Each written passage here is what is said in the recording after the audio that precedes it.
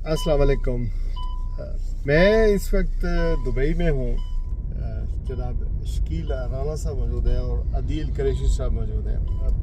मैं बताता चलूँ कि चूँकि पाकिस्तानी बहुत सारे लोग यहाँ पर प्रॉपर्टीज़ में पैसा इन्वेस्ट कर रहे हैं। दुबई में, शारजा में, अजमान में, अलैन में, ये जो यहाँ की अबू धाबी में, और फिर मस्कत है, बहरैन है, ओमान, ये सारे जो इलाके हैं।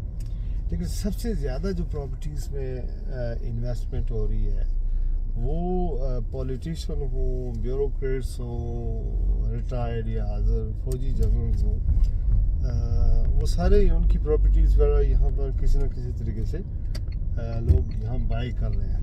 प्रॉपर्टी में इतना पैसा इन्वेस्ट कर रहे हैं। यहाँ दुबई में पहले भी आया हूँ तकरीबन 20 टाइम, लेकिन ओवर द ईयर यहाँ पर बहुत इम्प्रूवमेंट हुई है। यहाँ इन्वेस्टमेंट यहाँ पर इतने बड़े पैमाने पर हो रही है प्रॉपर्टी में, बिजनेस में। इसकी वजह क्या है शराज भाई? बेसिकली इसकी वजह वेरी सिंपल है। Quality of life, safety, security, और लोग जहाँ भी रहना चाहते हैं वो अपने लिए सेफ्टी चाहते हैं, अपनी फैमिली के लिए सेफ्टी चाहते हैं। और दूसरी जो लुक्रेटिव बात है वो यही है कि यहाँ पे रिटर्न्स बहुत अच्छे हैं, और आपकी प्रॉपर्टी जो है वो दिन ब दिन, month by month, year by year जो है ना इंक्रीज करती जा रही है। पॉपुलेशन इंक्रीज हो रही है इसकी वजह से। अच्छा, कितना पैसा हो तो आदमी यहाँ पर टिक सकता है या कोई प्रॉपर्टी बना सकता है? ये अच्छा सवाल है, क्योंकि मेरे पास एक टीम है बर्मिंघम में, और वो आई थी तकरीबन 1 माह पहले, और उन्होंने बहुत ज़बरदस्त बात की कि they wanted to get into a common person. Common person का मतलब क्या है कि सब लोग इधर इन्वेस्ट करना चाह रहे हैं, मगर मिनिमम जो रिक्वायरमेंट है वो आप कर सकते हैं इन्वेस्टमेंट विद पाउंड्स में अगर बात की जाए तो 100,000 to 150,000 पाउंड। जो दिरहम में बात की जाए तो वो 4 लाख से लेके 6 लाख दिरहम में आप इधर अपना कुछ ना कुछ ले सकते हैं। तो उसका रिटर्न जो है वो आता रहेगा। उसके लिए आपको सुबह उठना नहीं पड़ेगा, उसके लिए मशक्क़त नहीं करनी पड़ेगी, क्योंकि हम जैसे लोग जो हैं उसको पूरे तरीके से मैनेज करेंगे। इंसान की अब जब कहते हैं सेफ्टी है, सिक्योरिटी है, आउटपुट है, रिटर्न है, सारी चीज़ें, तो कानून, वीज़ा और यहाँ रहने के लिए बाज़ मतलब ब्रिटिश नेशनल लोग हैं या पाकिस्तान से लोग आते हैं या यूरोपियन है या अमेरिकन है, तो वीज़ा वगैरह का फिर क्या होता है यहाँ परमानेंट रहने के लिए, जॉब करने के लिए, बच्चे सेटल करने के लिए क्या तब्दीलियाँ आई हैं सो फार?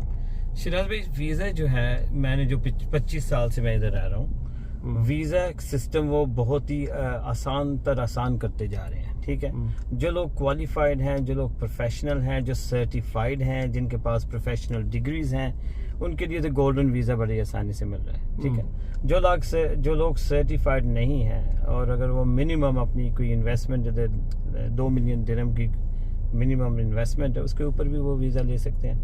ना सिर्फ वो गोल्डन वीज़ा अपने लिए होगा, बल्कि वो गोल्डन वीज़ा अपने पूरे कुंबे को दिया जाता है, उसके बीवी को, और जो ब्लड रिलेशंस है, बच्चे वगैरह।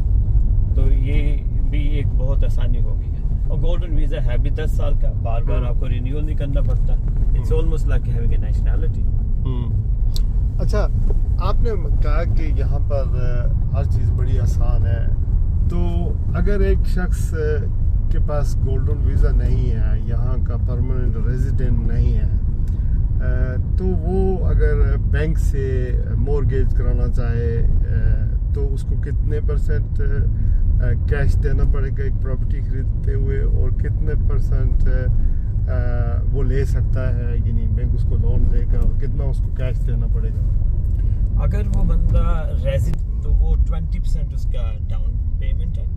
अगर वो नॉन रेजिडेंट है, जैसे ब्रिटिश है या पाकिस्तानी है या कोई भी, तो फिर उसको 40% डाउन पेमेंट देनी पड़ेगी। अगर उसने वीज़ा ऑब्टेन करना है, इवन गोल्डन वीज़ा, तो वो ऑफ प्लान प्रोजेक्ट में भी इन्वेस्ट कर सकता है।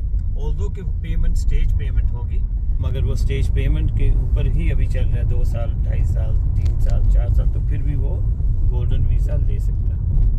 अच्छा, इतना یعنی کہ آپ جب کہتے ہیں کہ ایمریٹس کی آئی ڈی ہو، ایمریٹس کی آئی ڈی سے کیا مطلب؟ آپ کیا مطلب جو پاکستانی ورکرز ہیں یہاں پر ہیں ان کے پاس بھی تو آئی ڈی ہوتی ہے نا کہ یہ فلاں جگہ کام کر رہا ہے، فلاں جگہ، وہ بھی لے سکتے ہیں قرضہ وغیرہ؟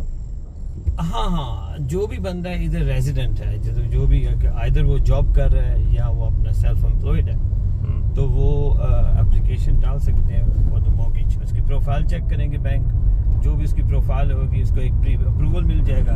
پری اپروول کے اوپر لکھا ہوگا کہ یہ میکسیمم اتنا یعنی کہ اماؤنٹ بارو کر سکتے ہیں. اچھا، آپ نے یہاں پر جو دفتر بنایا ہوا ہے اسپورٹ سٹی ہے، اس کا ایگزیکٹ لوکیشن اس کی کیا ہے؟